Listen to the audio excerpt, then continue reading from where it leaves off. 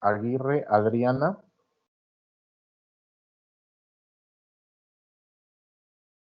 Alonso Jorge.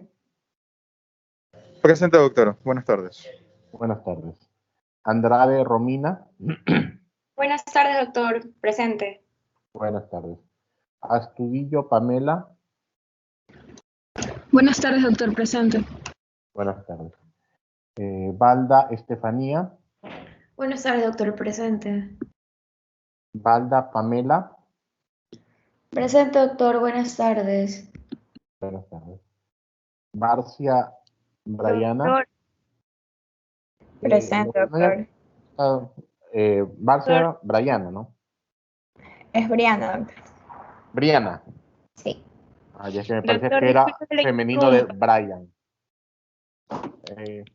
Perdón, ¿quién me habla? Que lo interrumpa, doctor, soy Adriana. Es que tengo internet pésimo porque es de cable. Recién me puede Sí. conectar. Sí, los que se conecten tarde al final de la lista. Le voy a poner ahorita la lista porque la comprendo. A mí ayer dando clases se me cayó el TV cable y fue un desastre. Sí. Ya, doctor, gracias. Bueno, Boder María. Presente, doctor. Buenas tardes. Buenas tardes. Cali Ricardo. Cali Ricardo.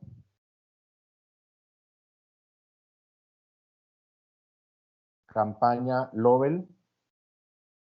Presente, doctor. Buenas tardes. Buenas tardes. Cárdenas Natalia. Presente, doctor. Buenas tardes. Buenas tardes. Carrera William. Presente, doctor. Buenas tardes. Buenas tardes. Diab Julio. Presente. Duque María. Presente, doctor. Buenas tardes. Buenas tardes. García Leonardo. Presente, doctor. Buenas tardes. Buenas tardes. González Fiorella. Presente, doctor. Icaza Enrique. Presente, doctor. Jiménez Jofre. Buenas tardes, doctor. Presente. Buenas tardes. Ubín José. Presente, doctor. Buenas tardes. Buenas tardes. Lapo Priscila. Presente, doctor. Buenas tardes. Buenas tardes. Leones Kevin. Doctor, buenas tardes. Presente. Buenas tardes. Macías Larisa. Buenas tardes. Presente. Buenas tardes. Mazú Karim. Buenas tardes, doctor. Presente. Buenas tardes. Muñoz Betsabe. Buenas tardes, doctor. Presente. Buenas tardes. Naranjo Enrique. Presente, doctor. Buenas tardes. Buenas tardes. Núñez María. Presente, doctor. Buenas tardes. Buenas tardes. Paskiewicz André. Presente, doctor. Buenas tardes. Buenas tardes. Pazmiño Andrés.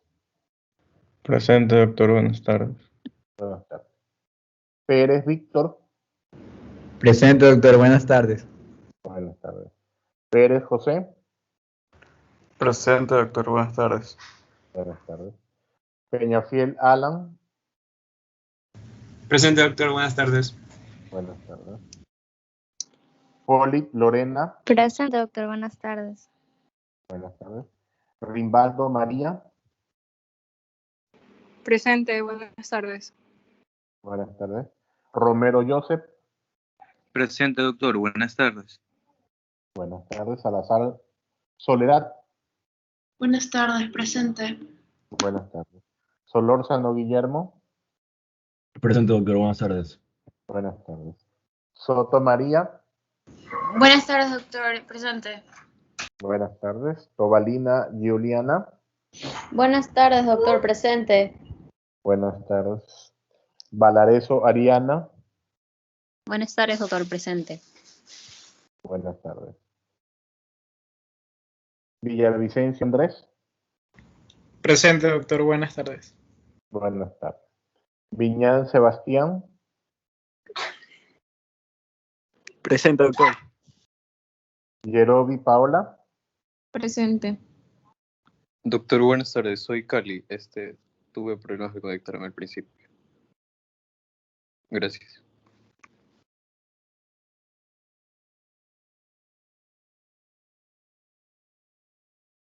Bueno, teníamos pendiente con ustedes darles el tema de la tutoría, ¿no? Sí. Estoy buscándola. Ya.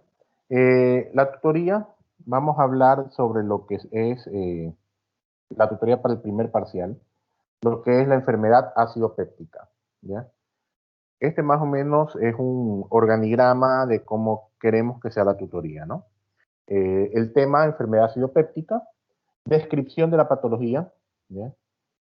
Mecanismos de defensa contra la secreción ácida, enfermedades que componen la patología acidopéptica, ya como ustedes deben saber, son 4 enfermedades: la gastritis crónica atrófica, la gastritis aguda, la úlcera gástrica y la úlcera duodenal, ¿no? Son las enfermedades que componen la patología. Entonces, de cada una de ellas, la descripción, etiología y factores que predisponen a la enfermedad y fisiopatología de la enfermedad, de cada una de ellas. Lógicamente, la bibliografía, ¿no? Si un trabajo carece de bibliografía, está nulo. ¿Ya? Esto lo tenemos que ir trabajando durante el parcial, ¿no? No soy partidario de decirles, a ver, este me lo entregan, me invento una fecha, el 30 de junio, ¿ya? Y no vemos cómo va desarrollándose nada, simplemente califico lo que me entregaron. Esto lo tenemos que ir desarrollando poco a poco, ¿ya? Bueno, no tan poco a poco, pero sí en pasos. Entonces, en 3 semanas, cuando yo les avise, me van a entregar cómo va avanzando el trabajo con los 2 primeros ítems, ¿ya? Del trabajo, con la descripción de la patología y los mecanismos de defensa contra la secreción ácida.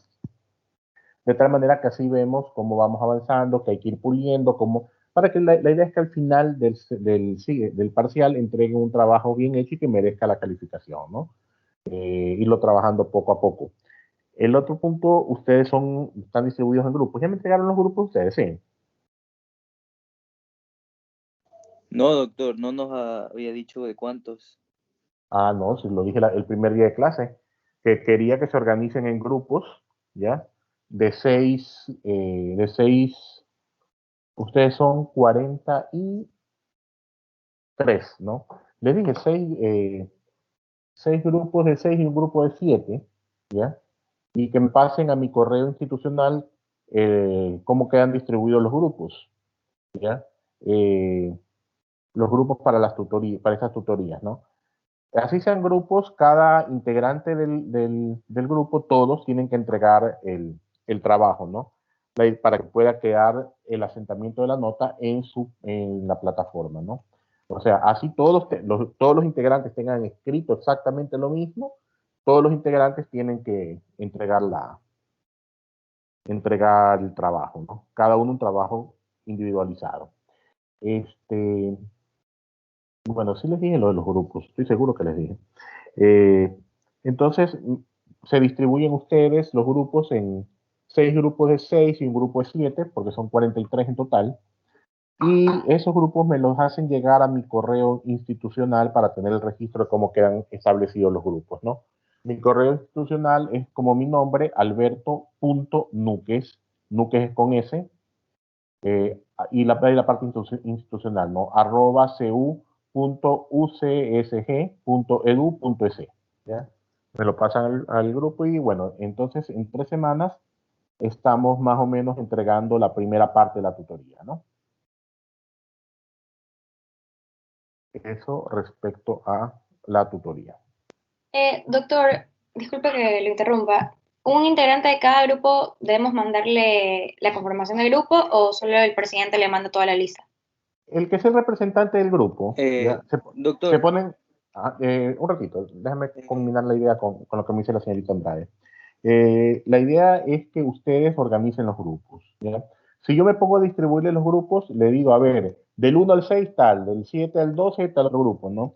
Y la idea más bien es que trabajen por afinidad, no va a ser que trabajo en este grupo donde fulano no me cae bien, he tenido un problema con él, entonces mejor que se distribuyan ustedes mismos, ¿no?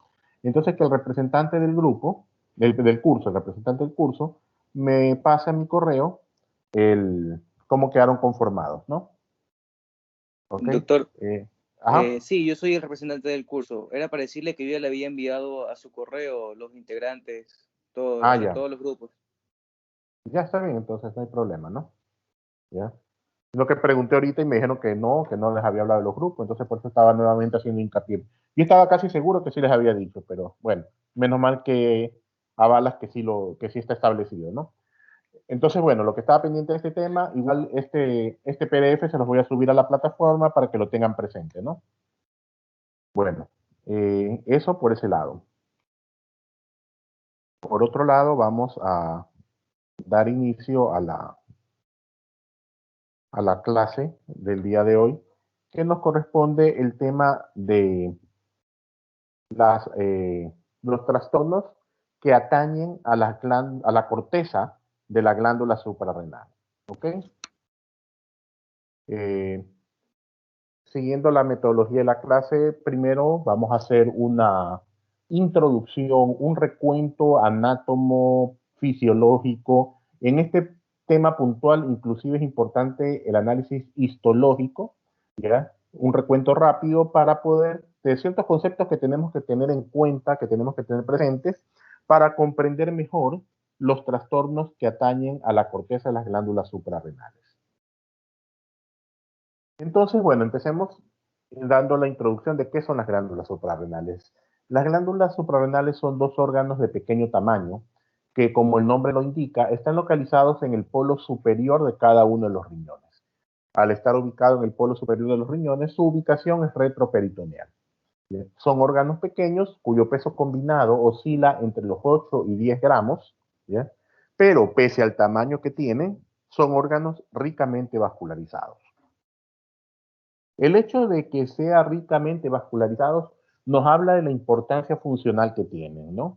Para que necesiten tener una vascularización tan rica.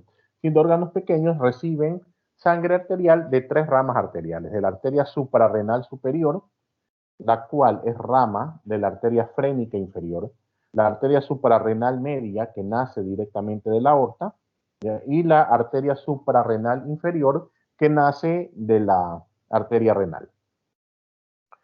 Una vez que estos 3 sistemas arteriales entran en las glándulas suprarrenales, se distribuyen a través de los acinos y terminan drenando la sangre venosa a una sola vena suprarrenal, ¿ya? Vena suprarrenal que en el lado derecho drena directamente a la vena cava inferior y en el lado izquierdo drena a la vena renal.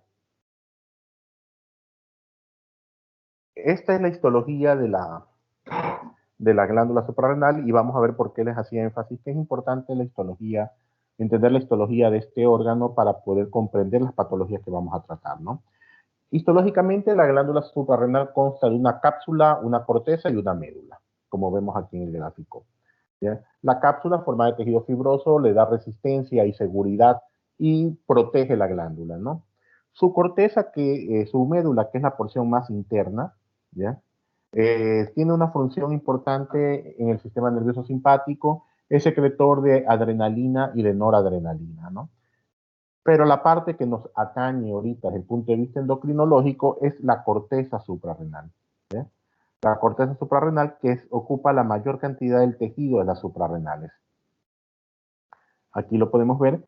La corteza suprarrenal está dividida en 3 zonas y cada zona tiene su propio desempeño funcional, ¿ya? La más externa de estas zonas es la zona glomerular, que ocupa aproximadamente entre el 13 y 15% de la corteza, y su función es la secreción, encargada de la secreción de la función mineralocorticoide. A la cabeza de ellos, la hormona aldosterona. Por debajo de la zona glomerular encontramos la zona fascicular, que es la que ocupa mayor espacio de la corteza, aproximadamente el 80%, y tiene a su cargo la secreción de las hormonas de la función glucocorticoide, siendo la principal hormona de ellas el cortisol plasmático. Y finalmente, la más interna de las zonas de la corteza, la zona reticular, que ocupa entre el 5 y 7% de la corteza suprarrenal y tiene a su cargo la secreción de los andrógenos suprarrenales, ¿ya? Para ciertos autores, la zona fascicular y la zona reticular producen indistintamente glucocorticoides con andrógenos. Este gráfico nos va a permitir entender un poquito más sobre el funcionamiento histológico y la relación que hay entre la histología, anatomía y funcionabilidad de esta glándula, ¿no? La zona glomerular, dijimos que producía aldosterona, pero su regulación está dada por el sistema renina-angiotensina-aldosterona, ¿ya? La zona fascicular, que produce cortisol, y la zona reticular, productora de los andrógenos suprarrenales, el control, la regulación de sus secreciones está dada por parte de la glándula hipófisis, por parte de la hormona corticotrópica, o conocida simplemente por sus siglas como ACTH. Esto es algo que tengamos pendiente cuando empecemos a ver los trastornos de esta corteza, ¿no?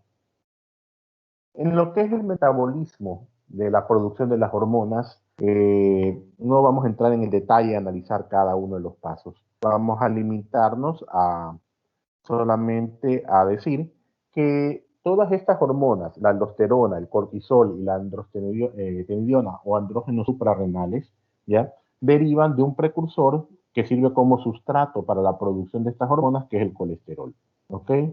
El colesterol producido por el hígado sirve de sustrato para la producción de cada una de estas hormonas. Este gráfico le vamos a hacer hincapié más adelante. La función de las glándulas suprarrenales. Como vimos, de que la corteza produce distintos tipos de hormona, entonces las funciones van a ser variadas. En primer lugar, los andrógenos suprarrenales. En el hombre tienen poco efecto funcional estos andrógenos suprarrenales porque la función androgénica en el varón está mediado principalmente por la testosterona, ¿no? Pero en la mujer contribuye al crecimiento del vello púbico y del vello axilar, ¿no? La función mineralocorticoide, como dijimos, función mediada por la aldosterona. Aproximadamente el 90% de la producción mineralocorticoide del organismo está mediada por esta hormona, la aldosterona. ¿Cómo actúa la aldosterona? La aldosterona actúa a nivel renal, ¿ya? Promueve la recaptación, la reabsorción de agua y sodio, principalmente sodio en forma de cloruro de sodio o de bicarbonato de sodio. Entonces, y sabemos que el sodio tiene un antagonismo competitivo con el potasio, entonces si se reabsorbe sodio, se pierde potasio. ¿Sí? Está regulada su actividad, por lo que dijimos, por el sistema renina-angiotensina-aldosterona, ¿ya? Y por las concentraciones de potasio. La función glucocorticoide tal vez es la más extensa de las funciones de esta glándula, ¿no?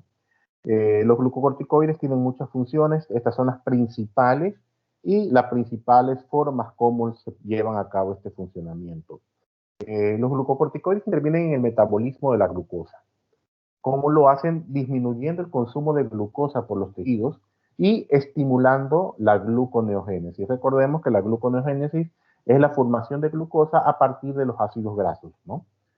También intervienen los glucocorticoides en el metabolismo proteico, incrementando el metabolismo de las proteínas, ¿ya? El metabolismo graso incrementa la movilización y consumo de los ácidos grasos, entre esos para desarrollar la gluconeogénesis de la cual hemos hablado.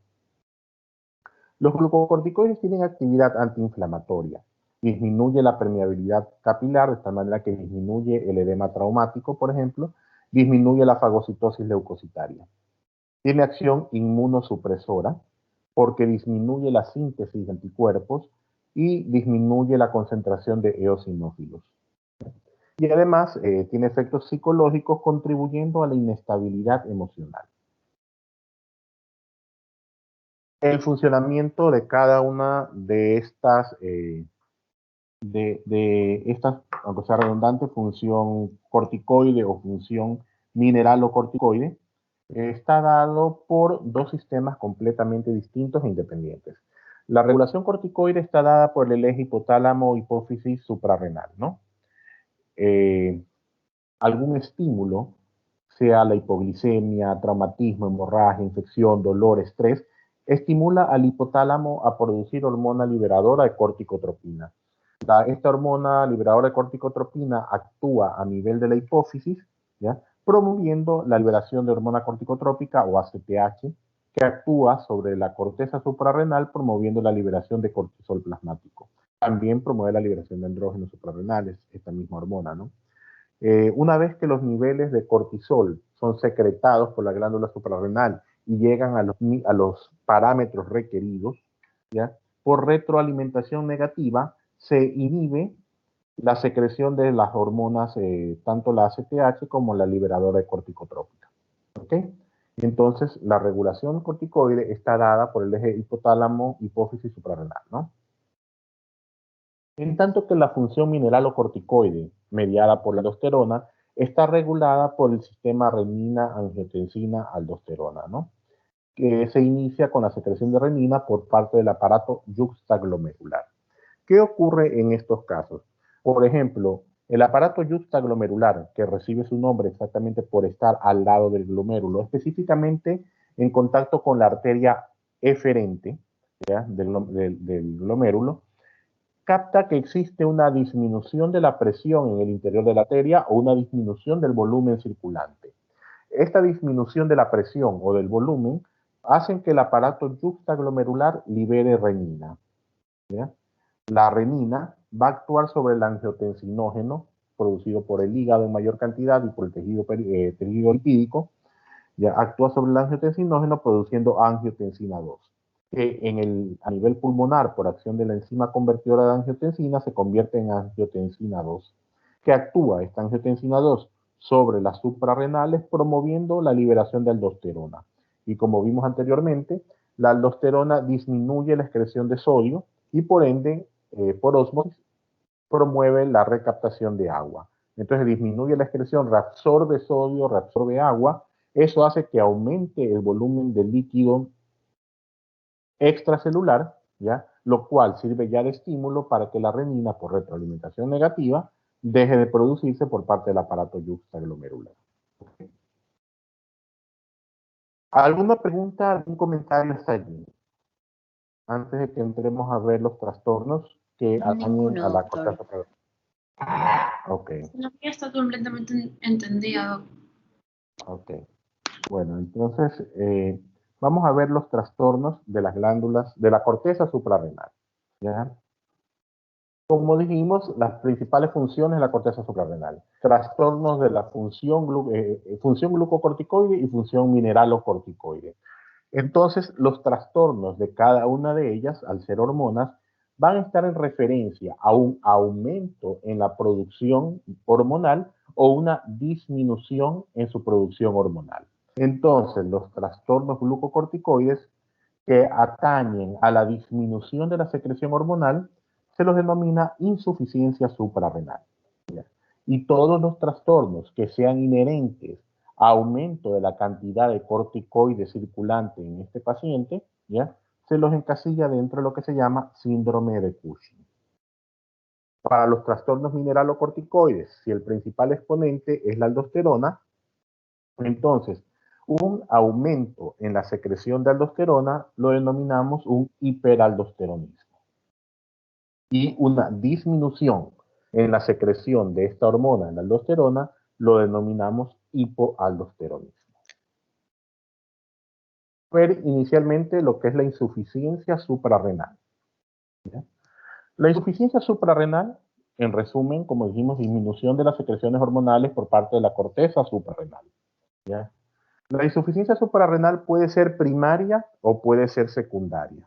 Primaria, si el trastorno que lo ocasiona lo encontramos en la glándula suprarrenal. Decimos que es un trastorno, una insuficiencia primaria. ¿Ya? Secundaria, si no se origina en esta glándula que es quien secreta la hormona, sino en los encargados de regular su secreción. En este caso, específicamente, la hipófisis. ¿Ya? Entonces, secundaria, si la insuficiencia suprarrenal se debe a que la hipófisis no secreta la cantidad de ACTH suficiente para estimular a la glándula suprarrenal a que produzca la cantidad de corticoide deseada. ¿Ya? Hay autores que hablan de una insuficiencia suprarrenal terciaria, ¿ya? Haciendo referente a problemas en el hipotálamo con la liberación de hormona liberadora de corticotropina. Pero esto se prefiere encasillar, lo que a la larga termina produciendo una disminución de secreción del ACTH, entonces se los encasilla todos los problemas de hipófisis e hipotálamo como una insuficiencia suprarrenal secundaria. La insuficiencia suprarrenal, vamos a ver entonces la insuficiencia suprarrenal primaria y la secundaria, ¿no? La insuficiencia suprarrenal primaria, cuyo problema se debe a que existe una destrucción del parénquima glandular, ¿ya? Es llamada también enfermedad de Addison, la cual no es un problema frecuente, ¿ya? Y se caracteriza porque hay hormonas suprarrenales bajas con ACTH alta. ¿Por qué?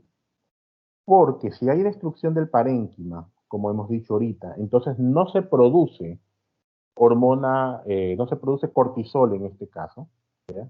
No se produce cortisol, entonces por retroalimentación el organismo capta que hay una liberación disminuida de cortisol y busca estimular a la glándula hipófisis a que produzca mayor cantidad de ACTH, ¿ya? Para suplir el déficit de cortisol, para que induzca a la glándula suprarrenal a que produzca más cortisol. Pero la glándula, como está destruida, no produce este cortisol. Entonces, como consecuencia, tenemos que las hormonas suprarrenales están bajas, pero la ACTH está elevada. Ya vamos a ver la importancia de esto. ¿Qué produce una insuficiencia suprarrenal primaria? En los países desarrollados, la principal causa de insuficiencia suprarrenal primaria, destrucción glandular, ya es de causa autoinmune, ¿no? En los países, como nos dicen elegantemente, en vías de desarrollo, ¿ya? La principal causa es causa tuberculosa, ¿ya? Pero no exime que se presentan igualmente causas autoinmunes, pero la mayoría de los casos es causa tuberculosa, ¿ya? Los carcinomas metastásicos, micosis, como la aspergilosis o la histoplasmosis, también pueden producir ese tipo de problemas.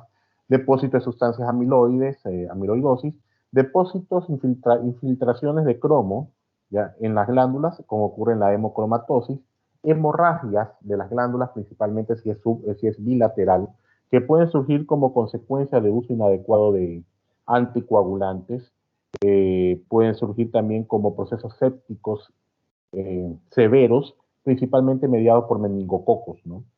El SIDA también puede producir insuficiencia suprarrenal, tanto porque la inmunodepresión predisponga a que otros agentes infecciosos ya produzcan una infección en la glándula, como producto de los medicamentos utilizados para tratar esta enfermedad. Y ciertos fármacos, como el ketoconazol, ya, que inhiben la secreción de corticoides.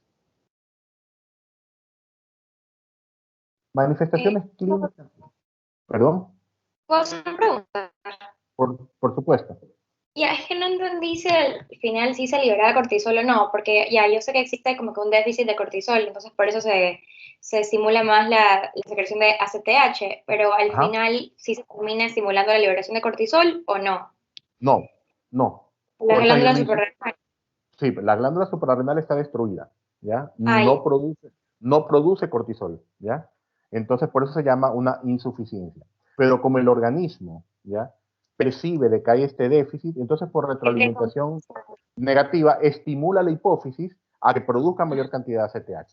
Entonces, la característica de la insuficiencia suprarrenal primaria es cortisol bajo con ACTH elevada. ¿Ya? Listo. Pero ya vamos a ver ahorita. Perdón, ¿alguien preguntaba algo más? Sí, pero continúe, disculpe por interrumpirle. No, si tiene alguna pregunta, dígame. Es más, interrúmpanme para no avanzar si algo no ha quedado claro, ¿ya? Porque a lo mejor si no queda claro, seguimos avanzando y la duda aumenta, ¿no?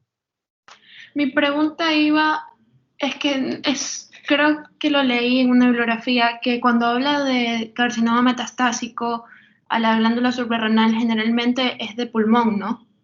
Sí, puede ser pulmón, riñón, linfáticos. Lo vamos a ver al final de la unidad, ¿ya? Okay. Me parece que es la última diapositiva de todas las que tenemos, ¿no? Ya, bueno, comentábamos entonces de que, me parece que, bueno, las manifestaciones clínicas de la insuficiencia suprarrenal primaria. Las glándulas suprarrenales tienen una gran reserva funcional.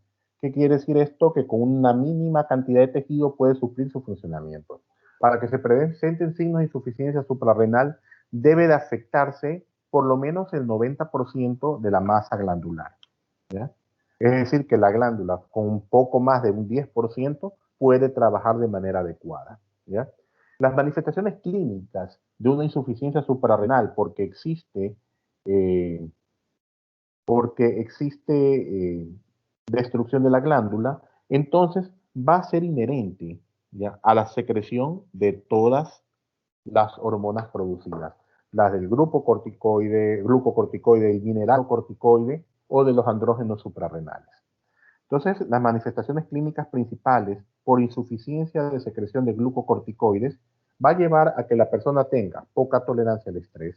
Se puede presentar hipoglicemia, fatiga, fiebre, alteraciones gastrointestinales como la náusea y el vómito, de las cuales tal vez la más importante es la hipoglicemia, porque esta hipoglicemia puede ser mortal, ¿no? Las manifestaciones de la función mineralocorticoide. Recordemos que dijimos de que promueven la recaptación de agua y de sodio, ¿no? Entonces, si que hay un déficit de aldosterona, van a haber pérdidas urinarias aumentadas de agua, sodio, cloro, ¿no? Y por ende, si se pierde sodio, va a aumentar el potasio plasmático, ¿ya? Existe, al perderse agua, perderse sodio, hay una disminución de la volemia que se traduce como una deshidratación, fatiga o debilidad, ¿ok? Si estas pérdidas de volumen son extremas, pueden llevar a que el paciente entre en shock y colapso cardiovascular. Las manifestaciones androgénicas, bueno, repetimos, en los hombres no son tan manifiestas porque la testosterona suple este funcionamiento. No es que lo suple, es quien lleva el funcionamiento androgénico en el hombre. En las mujeres se encuentra caída de cabello, caída del vello púbico y del vello axilar, ¿no? El aumento de la ACTH, por eso les hacía énfasis que es importante el aumento de la ACTH en esta patología, en la insuficiencia suprarrenal primaria, da un contexto característico de esta enfermedad, que es el cambio en la pigmentación de la piel. Las personas que sufren enfermedad de Addison o insuficiencia suprarrenal primaria tienden a cambiar el color de la piel por un tono más bronceado, más moreno, ¿ya? Siendo característico de esta enfermedad. ¿Qué tiene que ver eso con la ACTH? La ACTH en su fórmula química tiene una estructura muy similar a la hormona estimulante de los melanocitos, ¿ya? Los melanocitos son los que producen la melanina, y la melanina es la que da la coloración, pigmentación oscura a la piel y el pelo, ¿no? Entonces, al tener una estructura química similar a esta hormona estimulante de los melanocitos, ¿ya?, y haber un exceso de secreción de ACTH, se van a estimular los melanocitos a producir más melanina. Y característico de esta enfermedad, el cambio de pigmentación en la piel. Es un signo patognomónico de la enfermedad de Addison o insuficiencia suprarrenal primaria. La insuficiencia suprarrenal secundaria, ¿ya?, es aquella insuficiencia de las glándulas suprarrenales cuya causa la encontramos en la hipófisis, es decir, disminución de la secreción de ACTH. Entonces eso hace que disminuya la secreción de corticoides. Entonces, la diferencia en laboratorio de una insuficiencia suprarrenal secundaria de una insuficiencia suprarrenal primaria es que en la primaria la ACTH está elevada y en la secundaria, como el problema es una alteración en la liberación del ACTH, la ACTH va a estar disminuida. ¿Ok? Etiología, cualquiera de las causas que vimos la clase pasada que podía producir un hipopituitarismo. Todas ellas nos pueden llevar a una insuficiencia suprarrenal secundaria, remoción quirúrgica de la glándula o supresión por parte de medicamentos. Una insuficiencia suprarrenal secundaria puede ser muy grave en pacientes que sufren de estrés o pacientes quirúrgicos, ¿ya? Tomar en cuenta, como les dije, que aquí el déficit el trastorno se produce porque hay un déficit en la secreción de ACTH por parte de la hipófisis. La ACTH controla la secreción de cortisol y de andrógenos. Por lo tanto, el cortisol y los andrógenos van a estar disminuidos, en tanto que la aldosterona va a estar en valores normales, porque la secreción de la aldosterona es controlada por el sistema yuxtaglomerular, renina, angiotensina, aldosterona, no pertenece al eje hipotálamo, hipófisis suprarrenal. ¿Ok? El cuadro clínico que va a producir una insuficiencia suprarrenal secundaria es similar a lo que vimos anteriormente en el cuadro primario en las afectaciones que atañen al cortisol plasmático. a la función glucocorticoide. Este cuadro nos lo describe un poco mejor, ¿no? Es un cuadro comparativo de los hallazgos clínicos en una insuficiencia suprarrenal primaria y en una insuficiencia suprarrenal secundaria, ¿ya? Entonces, anorexia y pérdida de peso se presentan en las dos. Vamos a ver que las características que atañen al componente glucocorticoide es similar para los dos tipos de insuficiencia, pero difieren ya en los otros tipos de hormonas. Fatiga y debilidad se presentan en las dos, tanto en la primaria como en la secundaria.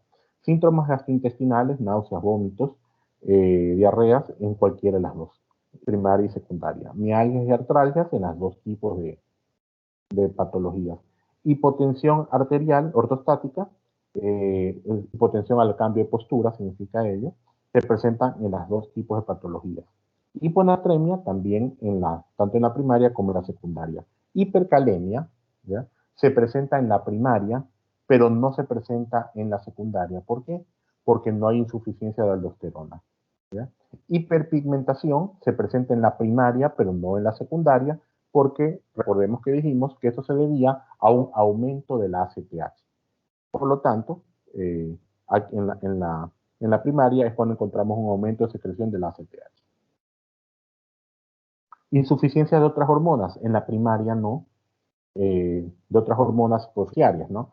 En la secundaria sí, porque al ser el problema una alteración a nivel de la hipófisis, puede presentarse un panhipopituitarismo, es decir, una disminución de la secreción de todas las hormonas que componen el eje de la hipófisis, ¿no? Enfermedades autoinmunes asociadas sí se presentan en la primaria, no en la secundaria. Recuerden que dijimos que dentro de las causas de insuficiencia suprarrenal primaria estaban las enfermedades autoinmunes. Y estas enfermedades autoinmunes generalmente no vienen solas, se presentan con algunas manifestaciones de otras enfermedades. ¿Ok? Ahora, ¿Aló?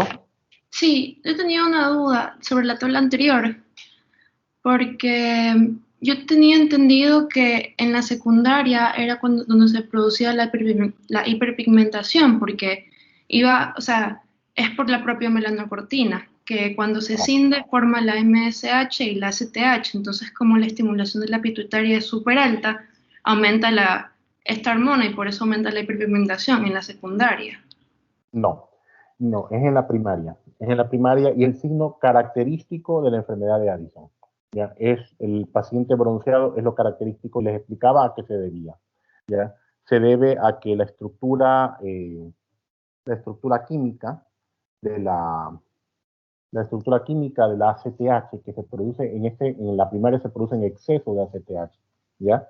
Es químicamente muy parecida a la hormona estimuladora de los melanocitos, ¿ya? Y entonces, al haber un exceso, estimula a los melanocitos a que produzcan mayor cantidad de melanina, ¿ya?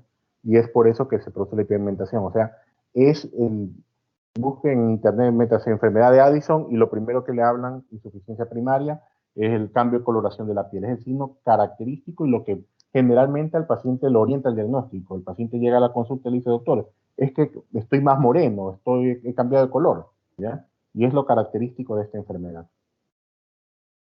Es así lo patognomónico. Perdón, no alcancé a registrarle quién participaba. ¿Quién era? Soledad Salazar.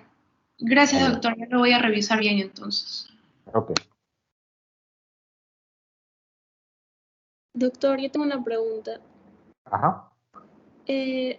O sea, en la insuficiencia primaria hay hiponatremia. O sea, ahí dice que en las dos hay hiponatremia. En la primaria sería porque hay deficiencia de aldosterona, pero en la secundaria usted dijo que de eso aldosterona no hay insuficiencia. Entonces, sí. ¿Por qué sería la hiponatremia? Le explico por qué. Le explico por qué está explicado en unas diapositivas posteriores cuando vamos a hablar de Cushing y todo ello, pero aprovechamos para decirlo. Recuerda que les dije que el 90% de la función mineralocorticoide está mediado por la aldosterona, ¿ya? Pero el 10% restante está mediado por los cortisol. El cortisol ejerce un 10% de la acción mineralocorticoide, ¿ya? Y eso allí lleva entonces también a alterar el funcionamiento de la función mineralocorticoide. produciendo entonces también hiponatremia, ¿ya? Tal vez no está explicado en esta parte de aquí, pero sí lo está explicado cuando hablemos del síndrome de Cushing, ¿ya? Y sí lo tenía presente eso, y ustedes son el cuarto paralelo al que le doy esta clase, y siempre esperaba que alguien me lo pregunte, y no lo preguntó nunca nadie recién ahorita, ¿ya? Pero es porque esa hiponatremia es porque la función mineralocorticoide en un 10% es producida por los glucocorticoides, ya el cortisol. Entonces, tal vez si solamente es un 10%, no va a ser tan manifiesta como si que es por un déficit de aldosterona. Pero sí, produce el 10% de la función mineralocorticoide. Es más, en un texto leí alguna vez que la función mineralocorticoide de los glucocorticoides es mucho más grande, pero que a nivel renal existe una enzima, ya que inhabilita parcialmente la función mineralocorticoide del cortisol plasmático. Y eso se debe a que no ejerza más acción. Doctor, una pregunta.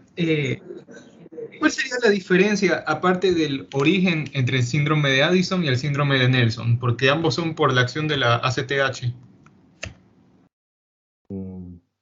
Síndrome, o sea, lo que pasa es que en medicina se procura evitar el uso de los epónimos, ¿no? Sí. Entonces, no determino el síndrome de Nelson. El síndrome de Nelson es cuando, por ejemplo, tienes un paciente con Cushing y se le hacía una extracción de las glándulas suprarrenales. Entonces, lógicamente, el hipotálamo empezaba a secretar un montón de ACTH. Así es. O sea, básicamente es lo mismo. Claro, pero básicamente es lo mismo. ¿Y qué es lo que pasa en este caso? Si que estás extirpando las suprarrenales, ¿ya? Tienes que hacer una terapia de reemplazo hormonal, ¿no? Porque si extirpas las suprarrenales te estás quedando sin corticoides, ¿ya? Y el organismo no puede vivir sin corticoides, ¿ya? Entonces, si dejas de la producción endógena de corticoides, la tienes que suplir con tratamiento de reposición oral, ¿ya? Entonces, en el momento en que entras ya a reponer oralmente, llegas a los valores requeridos de los parámetros basales sanguíneos, y eso actúa como mecanismo de retroalimentación para la secreción o liberación de la ACTH. Ya. Ok. Bueno, entonces, ¿alguna otra pregunta hasta allí? Bueno, de lo que hemos visto hasta ahorita, todos estos problemas de insuficiencia de las glándulas de la corteza suprarrenal son inherentes, perdón, se presentan de manera insidiosa, lenta, de manera crónica, ¿ya? Pero existe lo que se llama crisis suprarrenal aguda, que es la que se presenta de manera repentina y de manera agresiva y que puede poner en peligro la vida de la persona. Como el nombre lo indica, se produce una crisis de las glándulas suprarrenales, ¿ya? Que producen una insuficiencia suprarrenal de presentación brusca.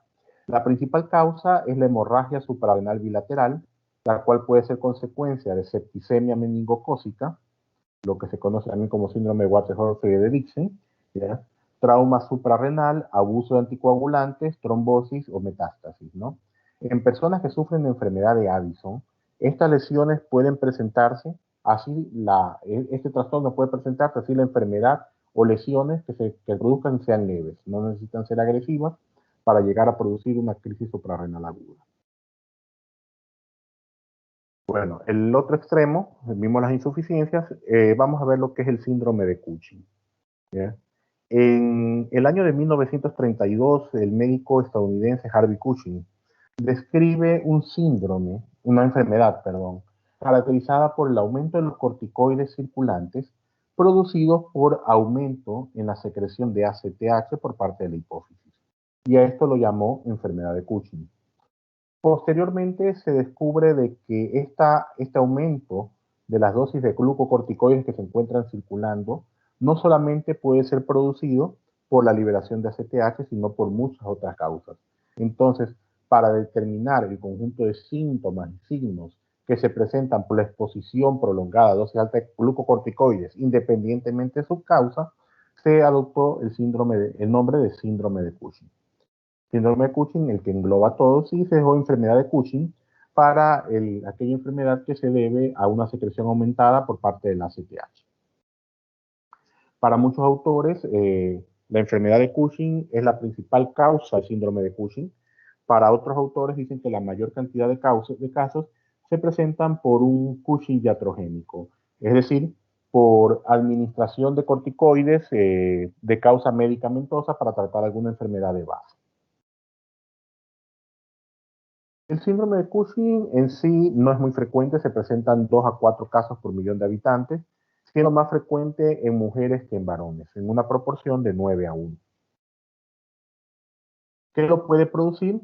Hipersecreción hipotalámica de la hormona liberadora, hormona corticotrópica, la enfermedad de Cushing, que acabamos de hacer referencia, síndrome de secreción ectópica de la ACTH, el síndrome de secreción ectópica de hormona liberadora, hormona corticotrópica, tumores funcionales de la corteza suprarrenal, los cuales son raros, hiperplasia de las glándulas suprarrenales, o lo que referimos ahorita como el síndrome de Cushing iatrogénico. La hipersecreción hipotalámica de la hormona liberadora, hormona corticotrópica, la principal causa son tumores hipotalámicos. Pueden haber tumores ectópicos que lo produzcan, o hiperplasia de las células hipotalámicas productoras de esta hormona, ¿no?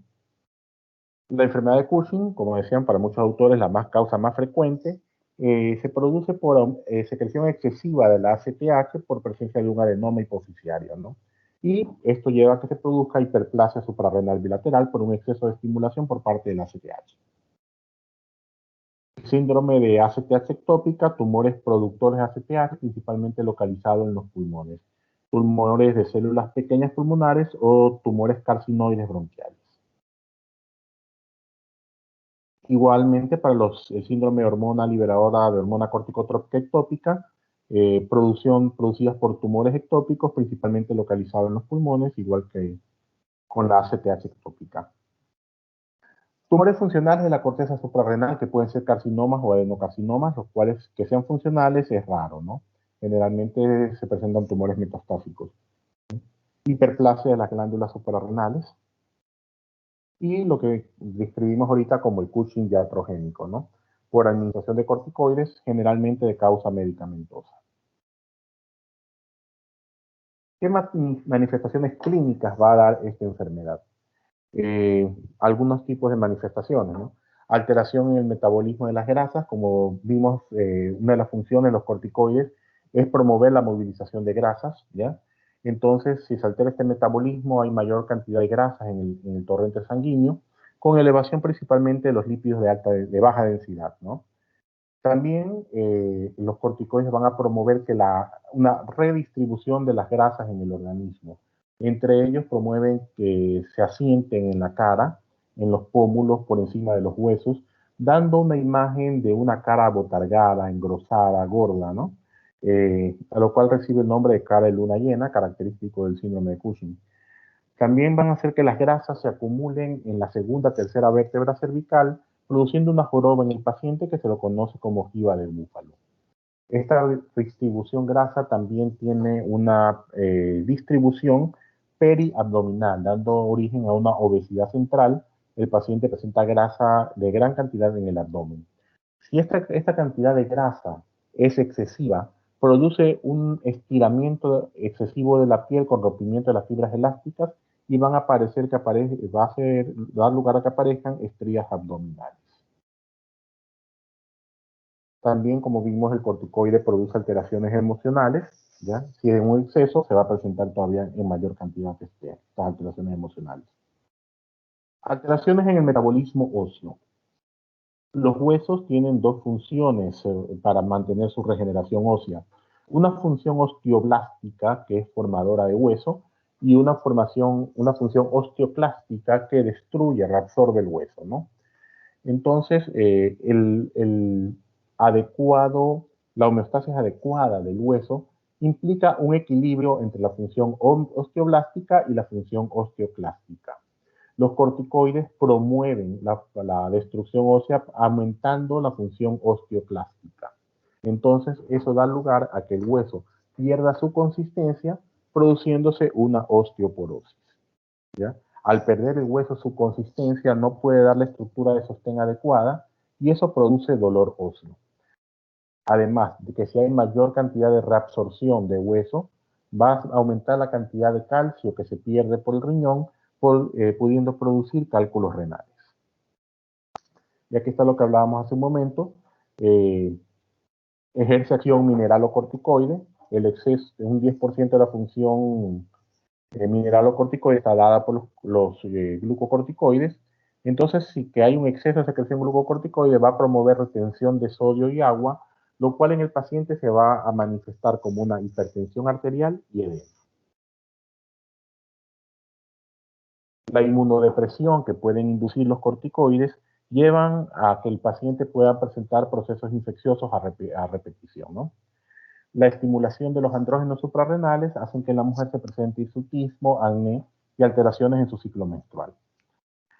Los glucocorticoides también promueven la hiperglicemia, ya que aumentan la movilidad de los ácidos grasos, estimulando la gluconeogénesis, formación de glucosa a partir de los ácidos grasos, ¿no? ¿Alguna pregunta sobre las alteraciones glucocorticoides? ¿No hay más preguntas? Doctor, Ah, una pregunta. Es que no entendí cómo causaba hiperglucemia. ya. La hiperglicemia se presenta, déjenme un ratito para poner su nombre. Ya, la hiperglicemia se presenta porque los glucocorticoides promueven la movilización de los ácidos grasos y aumentan la gluconeogénesis, ¿ya? La gluconeogénesis es el mecanismo mediante el cual se forma glucosa a partir de los ácidos grasos. Entonces, esta gluconeogénesis, los glucocorticoides la promueven, aumentando de esa manera la formación de glucosa. Además de eso, bueno, vamos a ver la próxima clase que hablemos de resistencia a la insulina. Al aumentar la cantidad de tejido graso periabdominal, ¿ya? Ese tejido graso sirve como tejido inflamatorio y eso aumenta la resistencia a la insulina, ¿ya? Eso es un mecanismo accesorio, pero el principal mecanismo por el cual produce la hiperglicemia es porque promueve la gluconeogénesis, es decir, formación de glucosa a partir de los ácidos grasos. ¿Okay? ¿Alguna otra pregunta? Ok. Vamos a ver entonces la alteración en la función mineralocorticoide. Como dijimos, la función mineralocorticoide está dada por la acción que ejerce la aldosterona. Entonces, un aumento de la actividad de la aldosterona se traduce en un hiperaldosteronismo. Y una disminución de la acción de la aldosterona se traduce en un hipoaldosteronismo. Vamos a ver en primer lugar el hiperaldosteronismo, que son el conjunto de manifestaciones que se presentan por aumento de los niveles de la aldosterona circulante. Y al igual que en los otros casos, puede haber un hiperaldosteronismo primario si la secreción aumentada es de causa suprarrenal, o un hiperaldosteronismo secundario si la causa se debe a que el sistema renina-angiotensina-aldosterona está promoviendo mayor cantidad de secreción de renina que aumenta la cantidad de aldosterona. ¿Ok? Entonces, primario, si el problema es inherente a la glándula suprarrenal que produce mayor cantidad de aldosterona. Secundario, si el problema es que el aparato yuxtaglomerular está produciendo mayor cantidad de renina para que aumente la secreción de aldosterona. Primario Doctor, y secundario. ¿Ah? pero en el primario, en cambio, hay una baja cantidad de producción de renina, ¿verdad? Sí, lo vamos a ver a continuación, ¿no? Que al igual que en el caso anterior, es la diferencia entre primario y secundario, ¿no? Ocurre lo mismo que con el sistema glucocorticoide, si hay un aumento de la secreción, entonces por retroalimentación negativa hay disminución de la hormona estimulante, ¿no?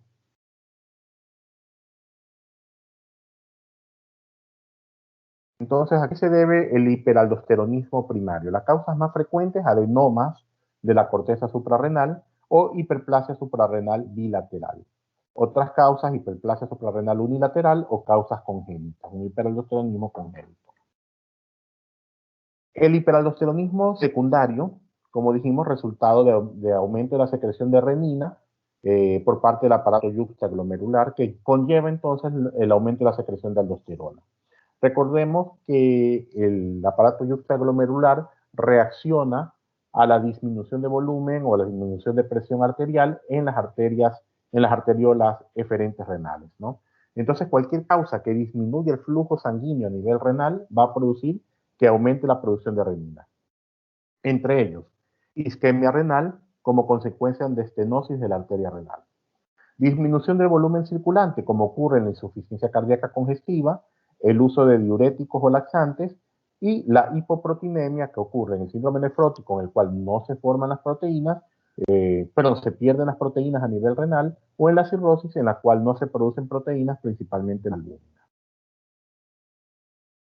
Otras causas de hiperaldosteronismo secundario, la pérdida de sodio y por ende de agua que ocurre en la insuficiencia renal crónica, tumores secretores de renina, hiperplasia de las células yuxtaglomerulares e incluso ciertos anticonceptivos pueden aumentar la producción de renina. ¿Qué ocurre en cada uno de ellos? ¿Cómo se produce el hiperaldosteronismo tanto en el primario como en el secundario? Aquí viene lo importante que dijo la señorita Valareso, ¿ya? En el hiperaldosteronismo primario existe un aumento de la producción de aldosterona por parte de la zona glomerular de las suprarrenales por producto de una hiperplasia o de un adenoma, ¿no?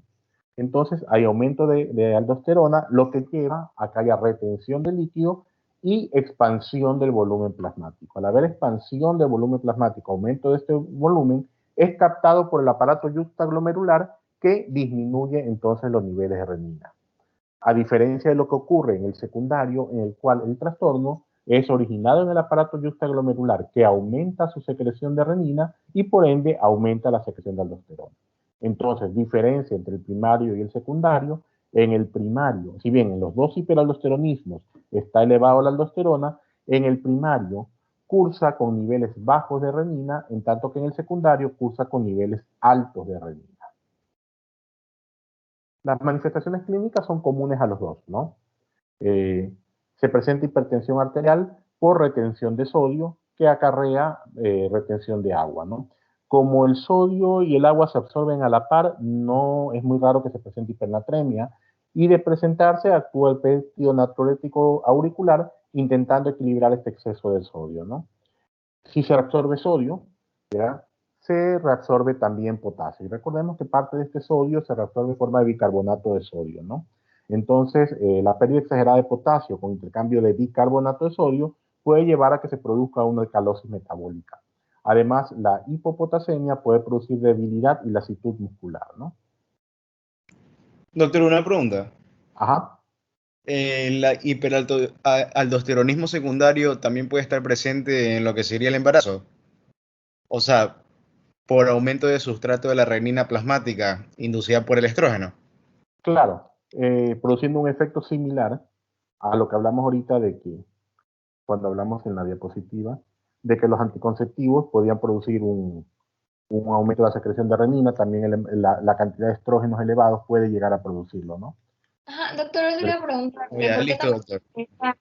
Perdón, que por qué también se consideran los anticonceptivos como una causa. Es por lo que estoy diciendo, ¿no? Los estrógenos pueden producir pueden inducir secreción de renina, ¿no?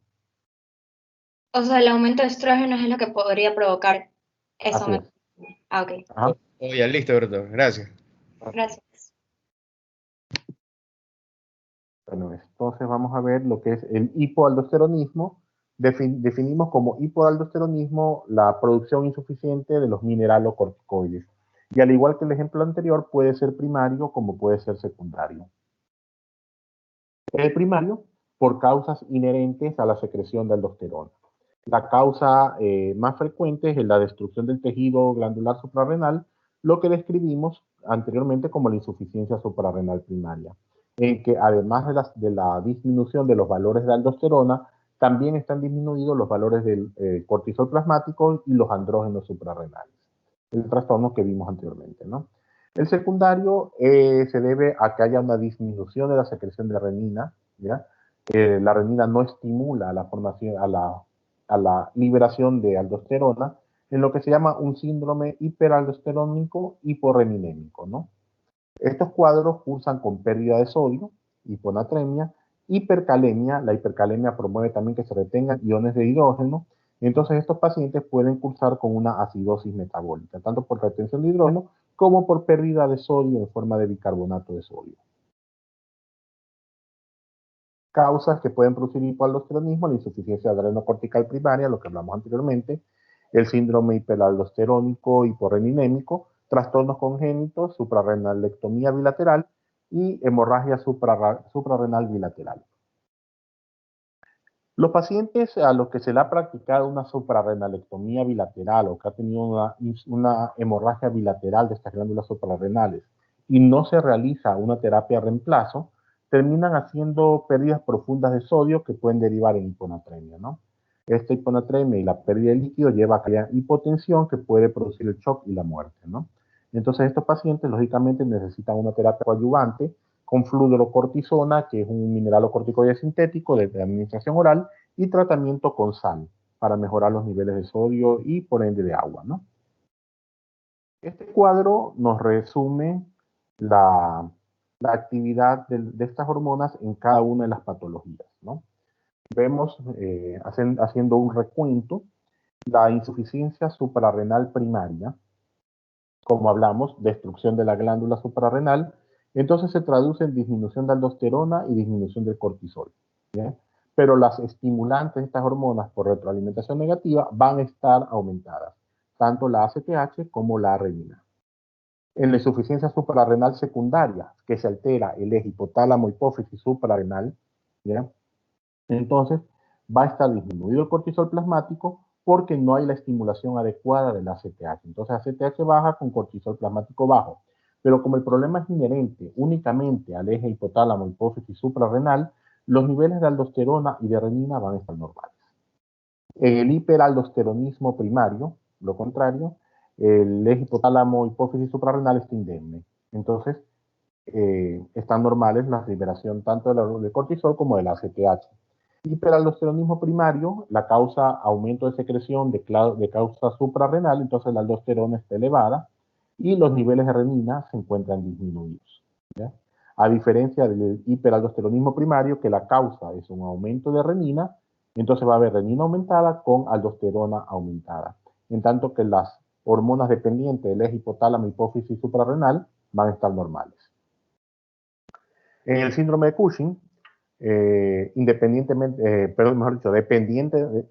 de la causa, dependiendo de quién lo produce, la CTH puede estar disminuida como puede estar aumentada. ¿Ok?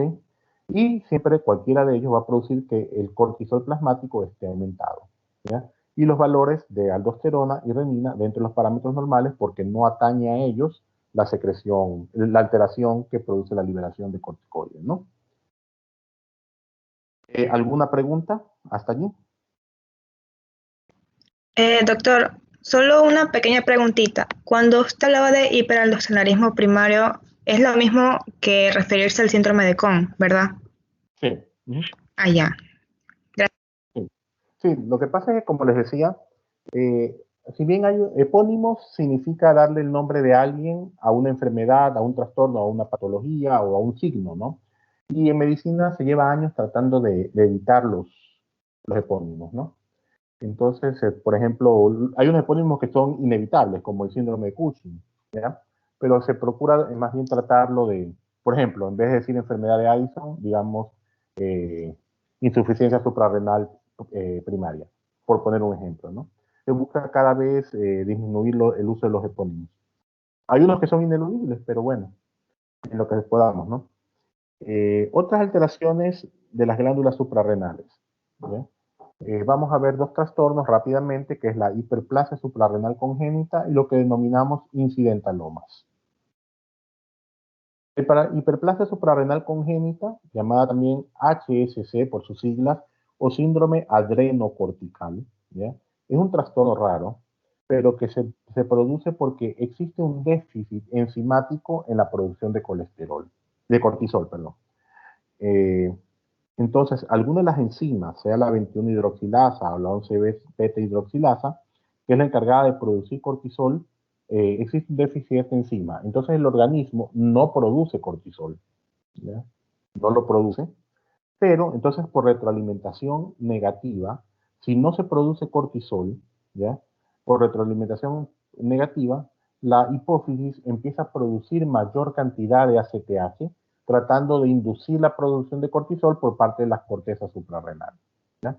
procura que se secrete mayor cantidad. No va a responder la corteza suprarrenal porque hay un déficit enzimático en su formación, ¿ya? Pero este exceso de ACTH que no responde, no responde para producir cortisol, sí va a estimular la producción de andrógenos suprarrenales. Recordemos que dijimos que la ACTH estimulaba la producción tanto de cortisol como de estos andrógenos. Entonces va a haber una producción elevada de ACTH, ¿ya? Y no va a responder la producción de cortisol, pero sí va a aumentar la cantidad de andrógenos suprarrenales. Entonces esto, si bien en un niño puede pasar desapercibido inicialmente, ¿ya? Va a producir que en niñas recién nacidas se presenta masculinización de sus órganos sexuales, ¿ya? Además de eso, la secreción mineralocorticoide, dependiendo de la enzima que esté tomada que esté deficiente en este síndrome, ¿ya? También puede participar del proceso, ¿no? Si que es una enzima que comparten la vía con el cortisol, ¿ya? Se va a presentar también un déficit mineralocorticoide. En cambio, que si es un estadio previo donde tiene su propia vía, es separada, no se va a producir el déficit mineralocorticoide. Y finalmente, lo que se denomina incidentalomas. Es un hallazgo incidental de una masa suprarrenal en un paciente que no ha tenido ninguna manifestación y que ha sido asintomático hasta el momento, ¿no? Y que por algún motivo tiene que hacerse un examen de imágenes a nivel abdominal, un eco, una tomografía, y nos encontramos con que tiene una masa a nivel suprarrenal, ¿no? Existen lo que se llaman enfermedades tumorales endócrinas múltiples. Entonces, un hallazgo de una masa suprarrenal obliga a investigar en otros órganos, como la tiroides o la hipófisis, y también existen masas tumorales, ¿ya? Los puntos importantes de estos incidentalomas es, punto 1, descartar si es maligno o no, y 2, determinar si tiene o no tiene actividad hormonal, ¿ya? El tamaño y las características ayuda a determinar el origen o no de la malignidad de estos tumores, ¿no? Y como hemos dicho, es raro que existan carcinomas primarios suprarrenales. Generalmente son tumores metastásicos que provienen del pulmón, la mama, el estómago, el páncreas, el colon, el riñón o de los ganglios linfáticos. ¿Ok? ¿Alguna pregunta sobre estas alteraciones de la corteza suprarrenal? Sí, o sea, yo quería saber si, así como existe algún déficit enzimático que... ¿Sí me escucha? Sí, sí, sí. Ah, ya, así como puede existir algún déficit enzimático que no permita la liberación de cortisol, también podría alterarse alguna enzima que produzca la liberación de andrógenos, o los andrógenos siempre se van a secretar. No, lógicamente, pero son trastornos más raros, ¿no? Lógicamente que puede haber déficit enzimático de cualquiera de estas enfermedades, de estos mecanismos de aquí, ¿no?